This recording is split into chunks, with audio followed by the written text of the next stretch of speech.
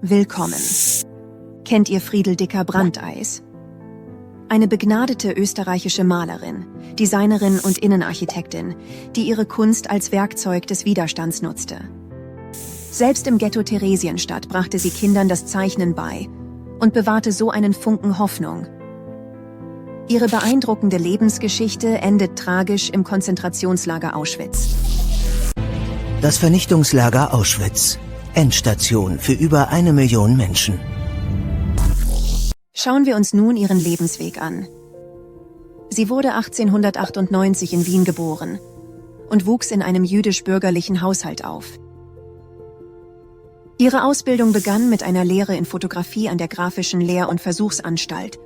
Danach wechselte sie in die Textilklasse der Kunstgewerbeschule in Wien.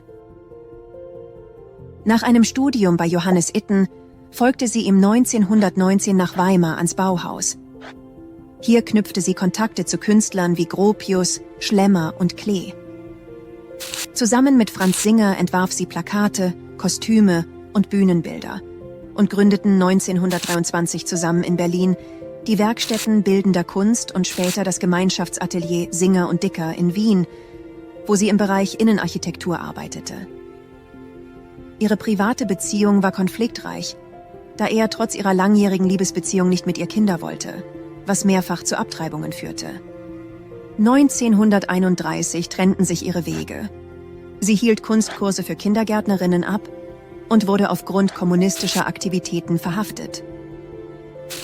1933 emigriert sie nach Prag und heiratet 3 Jahre später ihren Cousin Pavel Brandeis. In Prag gründete sie mit anderen ein Architekturbüro, zog aber dann mit ihrem Mann nach Hronow und arbeitete in einer Textilfabrik. 1942 wurden sie nach Theresienstadt deportiert, wo sie es schaffte, Kunstkurse für Kinder zu organisieren. Viele der Kinder überlebten den Holocaust nicht, doch ihre erhaltenen Zeichnungen erinnern bis heute an diese Zeit.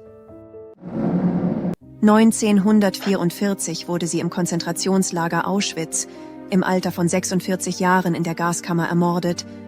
Ihr Mann überlebte. Schauen wir uns nun ihren Malstil und Werke genauer an. Sie zeichnete sich durch einen vielfältigen Malstil aus, der Elemente des Bauhauses und der Avantgarde vereinte, oft mit einem starken Einsatz von Farben und Formen. Ihre Werke thematisieren die Ideologie des Konsumismus, die Armut der Arbeiterklasse und die Bedrohung durch den Faschismus, oft in Form von Collagen aus Zeitungsausschnitten und Fotografien. Besonders bekannt ist ihre Werkserie Verhör, in der sie ihre eigenen Erfahrungen von Internierung und Misshandlung verarbeitete.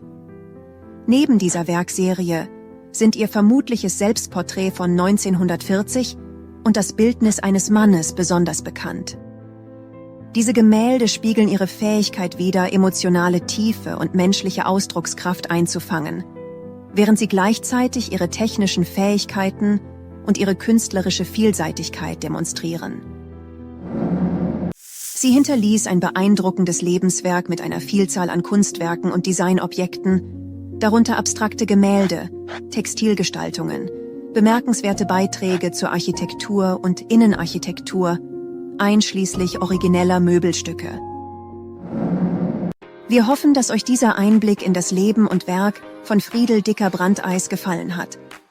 Wenn ja, abonniert unseren Kanal für mehr spannende Kunstgeschichten und falls ihr weitere Informationen zu ihrem Leben und Werk habt, schreibt dies bitte in die Kommentare.